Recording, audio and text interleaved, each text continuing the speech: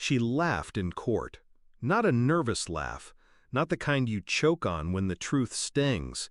It was the sharp, cruel laugh of a woman who thought she had won. My ex-wife raised her hand, polished nails gleaming under the lights, and told the judge I was impotent, that I could never give her children, that I wasn't a man at all. The courtroom shifted. I felt the smirks. And when the gavel struck, her laughter followed me into silence. That was 6 years ago, and still it echoes. Backstory. Claire, that was her name. She was the kind of woman who could make cruelty look like charm, a smile that promised warmth but always came with teeth. When we met, I thought I'd found fire. In truth, I'd just volunteered to burn. I built her a home, funded her dreams, gave her loyalty, blind and undeserved. But loyalty means nothing to someone who feeds on dominance. The more I gave, the more she took. And when the marriage collapsed, she didn't just walk away, she dragged my dignity with her. In front of strangers, she carved me open with that lie, and she left me there to rot. Discovery. But time has a way of playing favorites. 6 years passed, enough for scars to harden into armor, enough for her to remarry, enough for me to build a new life. And fate? Fate has a taste for irony. A woman entered my world quietly. No cruelty, no games, only truth. With her came the one thing Claire had sworn was impossible: a son, mine.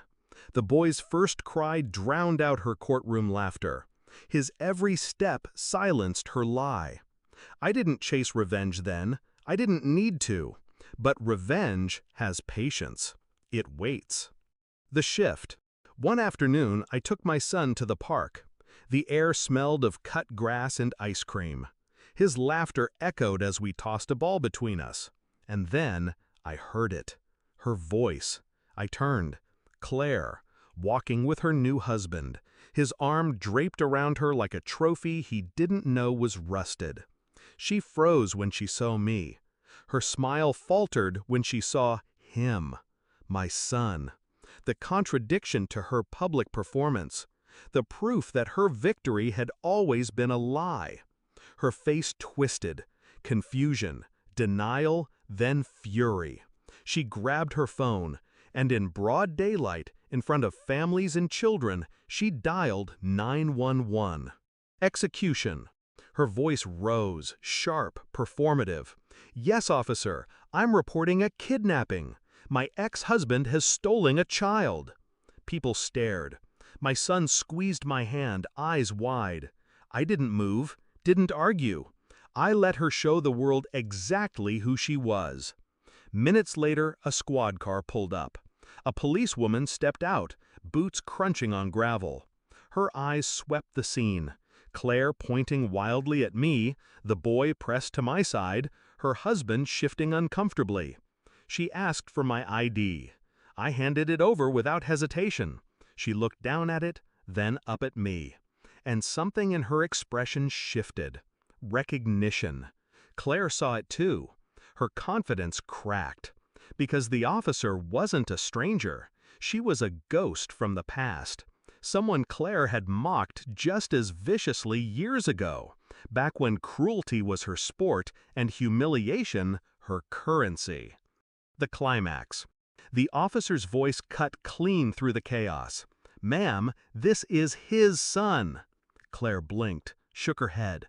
"No, he can't. He's impotent. He can't." The words spilled out, the same poison she once used to dismantle me in court. But this time, they fell flat, hollow. The officer turned her gaze on Claire, cold and sharp. "False reporting is a crime. Do it again, and you'll answer to me." Her husband tugged at her sleeve, whispering for her to stop, to walk away. But she couldn't. She was unraveling. Her eyes darted back to my son, the living proof of her lie, the truth she swore the world would never see. And in her face, I saw it. The collapse, the humiliation, The public stripping she once inflicted on me now returned in full. Resolution. She didn't laugh this time. She couldn't. I took my son's hand and walked away. Her voice shrank behind us, desperate, broken, unheard. I didn't shout, didn't gloat, didn't need to. Because 6 years ago, she buried me in lies. Today, the truth stood beside me, breathing, laughing, alive. And she finally understood. What she mocked, I became. What she erased, I restored. What she tried to kill in me, I resurrected. She thought impotence defined me, but all it ever defined was her downfall.